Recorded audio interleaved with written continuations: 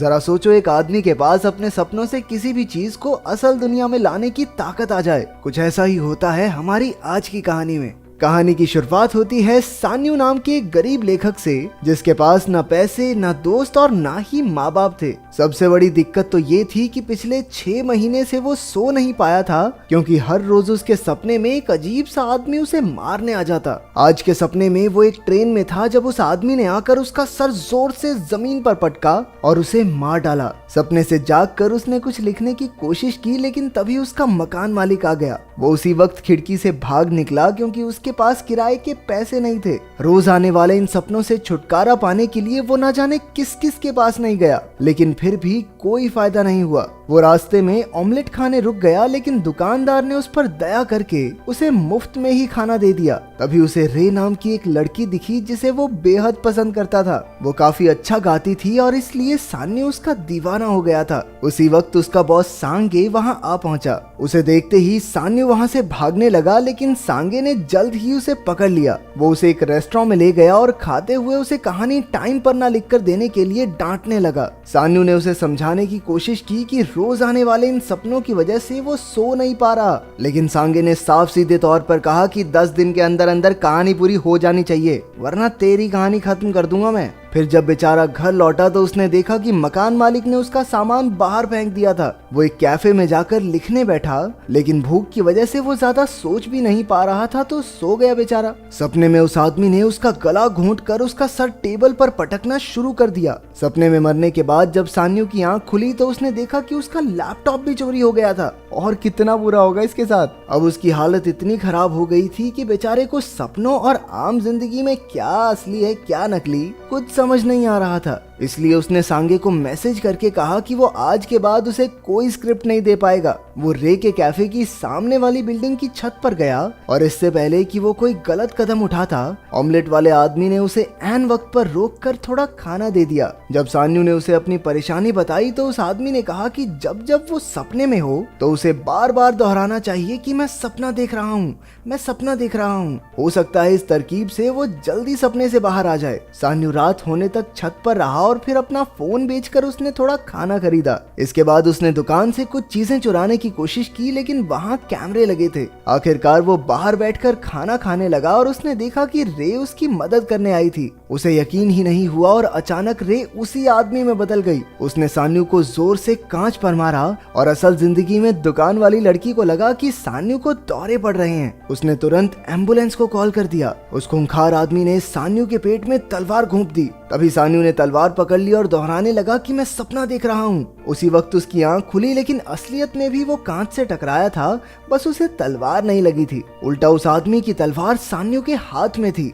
वो तुरंत भाग निकला और पूरी रात पार्क में बैठकर उसी तलवार को घूरता रहा। उसे यकीन हो गया कि ये सपना नहीं है, इसलिए वो उसे काले बाजार में बेचने पहुंचा। कई लोग इस तलवार को खरीदना चाहते थे, जिससे उसे एहसास हुआ कि ये जरूर कोई बेशकीमती तलवार है। फिर वो पुरानी चीजें बेचने वाली दुकान पर गया, जहां उसे बदले में $20,000 मिले। सान्यू ने नया लैपटॉप ले लिया और बढ़िया खाना खाया। फिर एक होटल में कमरा लेकर उसने नींद की गोली खाई और सपने का इंतजार करने लगा। सपना होटल में ही शुरू हुआ, इसलिए वो हॉल में चला गया। उसने एक गमला उठाया और कहा कि मैं सपना देख रहा हूँ, लेकिन कुछ नहीं हुआ। जैसे ही वो आगे बढ़ा, एक आदमी ने उस पर सोने की कुल्हाड़ी से हमला कर दिया। उस आदमी ने सान्यू पर बहुत से वार करके उसे घायल कर दिया, लेकिन आखिरकार सान्यू ने कुल्हाड़ी पकड़ी और कहा कि मैं सपना देख रहा हूँ। तभी वो जाग गया। उसके हाथ में कुल्हाड़ी थी और शरीर पर कोई जख्म भी नहीं था। उसके पास सपने से कोई भी चीज असल जिंदगी में लाने की शक्ति आ गई थी। उसने उसी दुकान पर कुल्हाड़ी बेची और नए कपड़े, नई गाड़ी लेकर गुलछर्रे उड़ाने लगा।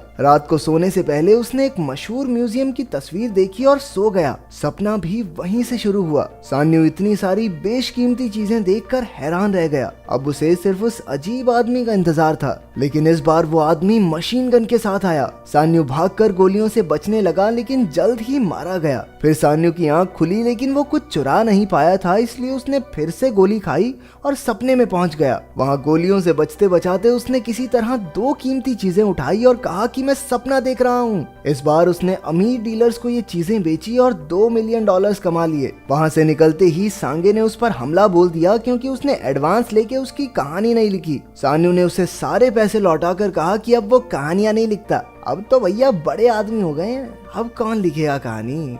अगले दिन वो रे के कैफे में उससे मिला, लेकिन वो तो उसे पहचानती ही नहीं थी। सान्यू को पता चला कि रे अपना कैफे बेच रही है क्योंकि उसे काफी घाटा हो गया था। रात को सांगे फिर उससे मिलने आया और पूछा कि तू रातों रात इतना अमीर कैसे हो गया। सांगे उसे होटल के कमरे में ले आया और सान्यू के सोते ही उसका बटुआ तलाशने लगा। अचानक सान्यू अपने सपने से एक सोने की चेन लेकर लौटा तो सांगे हक्का बक्का रह गया। उसने सान्यू से कहा, अरे भाई यार मुझे अपने साथ रख ले यार, तू कहेगा सुबह सुबह तेरा पिछवाड़ा भी धो दूंगा, पर अपने साथ रख ले भाई, यहाँ पैसे नहीं कमाए जा रहे।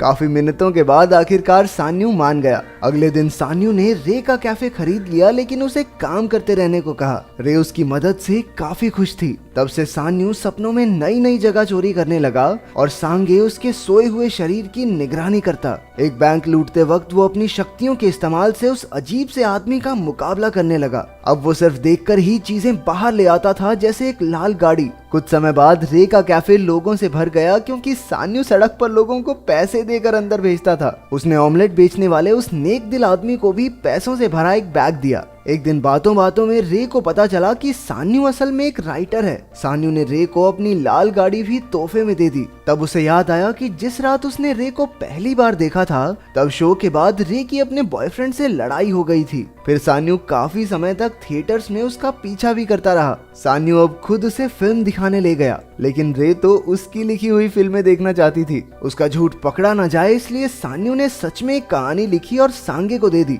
जब सांगे ने कहानी पढ़ी तो उसकी आंखें भर आई क्योंकि कहानी बेहद अच्छी थी। उन्होंने खुद पैसे लगाकर बड़े एक्टर्स लिए और फिल्म बनाई। सान्यू रे को फिल्म दिखाने ले गया, जहां सान्यू की कहानी बताई गई कि वैसे तो उसने बहुत सारी कहानियां लिखी हैं, लेकिन कभी अपना नाम नहीं दिया क्योंकि वो एक आम आदमी की तरह देश विदेश घूमना चाहता था। एक दिन सपने में उसे एक साधु दिखा और जब उसने साधु की बेल्ट लेने की कोशिश की तो साधु ने अपनी काली उंगलियों से उसकी छाती पर 2 निशान बना दिए। इस बार वो अजीब सा आदमी नहीं आया और सारा खजाना साधु के साथ ही गायब हो गया। एक रात वो रे को सब सच बताने वाला था कि उसकी छाती में तेज दर्द हुआ और उसने देखा कि वहाँ वो 2 काले निशान थे। वो सीधा अपने घर जाकर सोने को तैयार हो गया। सान्यू एक अजीब सी पुरानी बिल्डिंग में पहुंचा जिसकी बालकनी में कोई खड़ा था। उसने पास जाकर देखा कि ये खुद सान्यू ही था जो हवा में गायब हो रहा था। जब उसकी आंख खुली तो उसके कंधे पर एक नया निशान था और धीरे धीरे वहाँ निशान आने लगा जहाँ उसे सपने में चोट लगी थी। अगली सुबह वो ऑमलेट वाले आदमी से इसका राज पूछने गया, लेकिन रास्ते में ही उसे किसी ने किडनैप कर लिया। असल में उसे कुछ गुंडों ने पकड़ा था जिनका लीडर है क्वांग। वो उसे $10 मिलियन के बदले छोड़ने को राजी हो गया, लेकिन जब सांगे पैसे लेकर पहुंचा तो उसके आदमियों ने पैसों के साथ साथ सांगे को भी पकड़ लिया। अब उसके पास कोई रास्ता नहीं था, इसलिए सान्यू सभी बदमाशों को अपने खुफिया कमरे में ले गया जहां उसने सारा चोरी का सामान रखा था। क्वांग उसकी अमीरी का राज जानना चाहता था। तभी रे उससे मिलने आ गई, लेकिन सान्यू ने उसकी जान बचाने के लिए उसी वक्त कॉल पर कहा कि मैं तुमसे आज के बाद कभी नहीं मिलना चाहता, चली जाओ मेरे घर से। गार्ड ने फिर भी उसे अंदर आने दिया। तभी एक बदमाश उसे पकड़कर सान्यू के पास ले आया। रे ने क्वांग पर हमला किया तो सान्यू ने भी मौका देखकर बदमाश को गमले से मारा और रे को छुड़ा लिया, लेकिन पीछे से एक गुंडे ने उसकी पीठ में छुरा घोंप दिया। सांगे, रे और सान्यू जान बचाकर भागने लगे, लेकिन सान्यू चल भी नहीं पा रहा था। एक गुंडे ने फिर से सान्यू को चाकू मारा, लेकिन सांगे ने अपनी जान की बाजी लगाकर सान्यू और रे को भगा दिया। गुंडों ने बेचारे सांगे को मौत के घाट उतार दिया। उधर सान्यू और रे तक भी एक गुंडा पहुंच गया और उन्हें मारने लगा।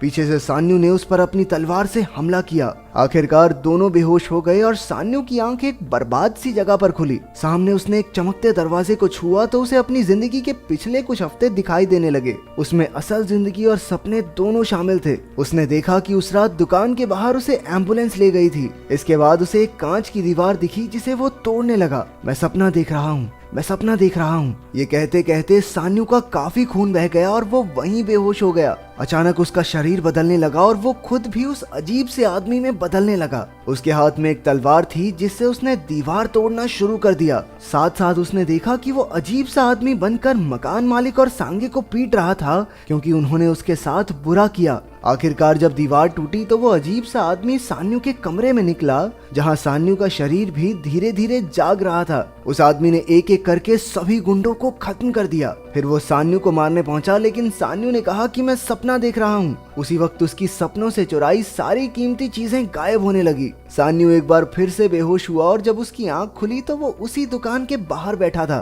रे ने उसे पहचान लिया और उसे खाने के लिए कुछ दिया। फिर उसने बताया कि उसने सान्यू की कहानियां पढ़ी हैं जो उसे बहुत अच्छी लगी। उसने दया करके सान्यू को अपने कैफे में नौकरी भी दी और ये सुनते ही उसकी आंखें भर आई। तब हमें पता चला कि रे सब जानती थी कि सान्यू उसका पीछा करता है। कुछ समय बाद रे ने उसे तोहफे में एक लैपटॉप दिया जिससे वो अपना काम फिर से शुरू कर सके। फिर सान्यू ने सांगे से मिलकर उसके पैसे लौटाए, लेकिन सांगे ने पैसे लेने से मना कर दिया, बल्कि उसने सान्यू को बहुत सारे पैसे दिए क्योंकि उसकी लिखी एक पुरानी कहानी काफी अच्छी चली थी। कुछ दिन बाद सान्यू जब ऑमलेट वाले आदमी के पास गया तो उस आदमी ने अपने पेट पर एक निशान दिखाया और बताया कि उसके पास भी एक टाइम पर यही शक्ति थी। इसी तरह से उसने भी आम जिंदगी में खुश रहना सीखा है। उसी वक्त सान्यू को अपने सपनों में से वो अजीब सा आदमी दिखाई दिया जो असल में अब तक उसका पीछा कर रहा था।